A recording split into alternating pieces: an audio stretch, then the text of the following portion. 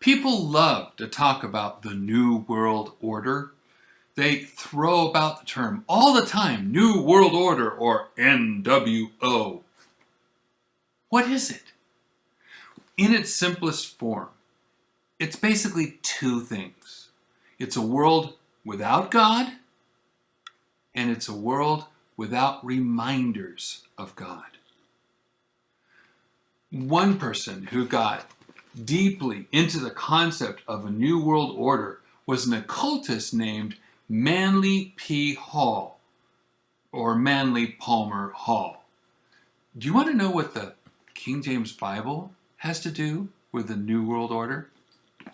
Hi, I'm David Daniels from Chick Publications. Manly P. Hall wrote books on all sorts of mystery religions. 47 years after he wrote a book on Masonry, he was made an honorary 33rd degree Mason. In addition, 33rd degree Masonic President Franklin Delano Roosevelt loved the guy and his occultic NWO teachings. This guy had some major connections. But even I was surprised at a quote a brother in Christ sent me. Take a look at this quote from right here, Manly P. Hall. Do you see all these right here? Take a look. All the dots indicate missing pieces, right? Well, I had to find out what the quote was. And so I couldn't find it online except in little snippets. Here, I took pictures of the little snippets here. All right, so I had to piece together not a whole article, but 215 little snippets, carefully trying to find the words before and the words after, till I pieced together 6,000 words of the article, enough to answer my question. The article is called Asia in the Balance. It was printed in his own magazine, Horizon, the magazine of useful and intelligent living. In April of 1944, over a year before we dropped the bomb on Japan, 2 nuclear bombs, so World War II was still going on, okay? Manly P. Hall was already thinking about how to make a world government. Remember, these are his words. I've been careful, even though I'm picking out, to keep his statements in context. Okay? Quote, "In the next 10 years, we will have to rebuild a world civilization. I hope for some psychologists, and even philosophers to be among those appointed to administer this problem. Without them, we are just going to get into more trouble." He goes on to say, "We will first perhaps try to make a great world plan. We will sit at a council table and figure how to iron out the troubles on the earth." Later he says, "World problems will not be solved except by creating a solution up through and out through the people themselves. And so, no post-war program can be successful unless at least 3 and probably 5 generations of social conditioning goes with it."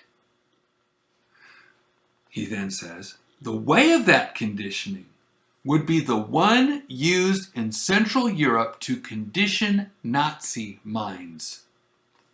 There, the circulation of an ideology began in the public schools, began with the small child, which is where we'll have to begin, and educate not only our own people, but the peoples of the world.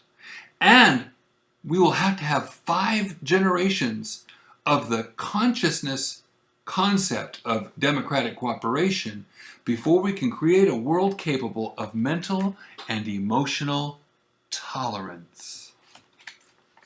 It has to be done. Teaching it would have to start in the 1st grade of the public schools. Now, Hall talks about undoing the error-filled thinking that people cherish. Look at what he claims is error-filled thinking. Quote, To make things right, we will have to undo much that is cherished error. The problem of revising the Bible shows how difficult it is to do this. For the last 100 years, we have been trying to get out an edition of the Bible that is reasonably correct, but nobody wants it. What's wanted is the good old King James Version, every jot and tittle of it, because most people are convinced that God dictated the Bible to King James in English. Okay, never mind that he totally made up a false teaching in order to slam the King James Bible believers. Note what he said. For the last 100 years, we have been trying to get out an edition of the Bible that is reasonably correct. Who is we? He's an occultist. Who is he involved with? And what did they do to the Bible between the 1840s and the 1940s? What does an occultist who doesn't believe the Bible have to do with fixing the Bible? Aren't you the least bit suspicious? Okay, let's say he gets rid of the King James Bible. What does he put in its place? These are his words, not mine. Quote, "The solution to this whole problem, which has been given to us, is the basic science which we now call psychology, and which has been evolved in the last 50 years. Psychology is the first systematic effort to analyze human thinking, and psychology can be the basic science of human tolerance." Psychology from grade 1 and tolerance. Does that sound familiar? Sounds like today, doesn't it? But why pick on Christians if you want a new world order? Hall is right. You need people who are conditioned for that kind of a world government like the Nazis conditioned the German people. For this kind of tolerance, you need people who will go with the flow, follow the ideas, flow with the tides, so to speak.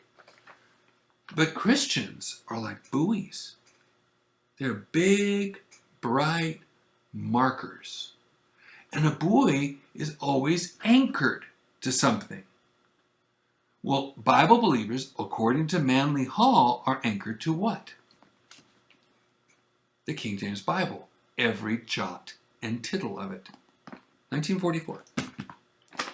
But Manly P. Hall wants to free you from that anchor, or else you're not going to follow his New World Order.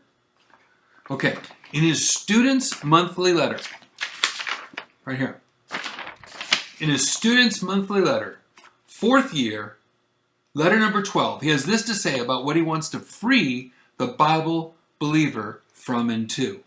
From the Secret Doctrine of the Bible, Revelation of St. John, conclusion, page 8.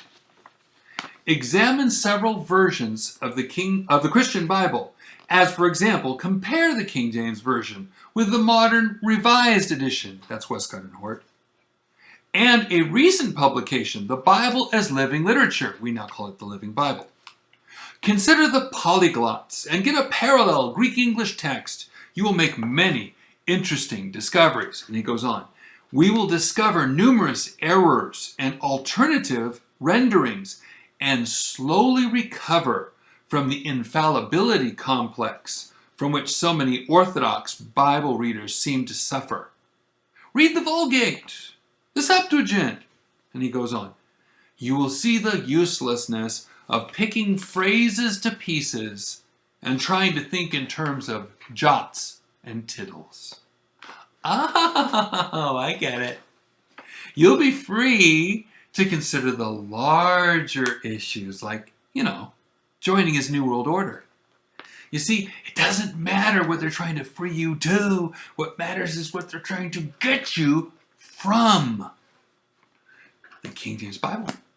God's holy and preserved words in English. Trust holy words of God, or free yourself to be a slave to the New World Order. Take your pick.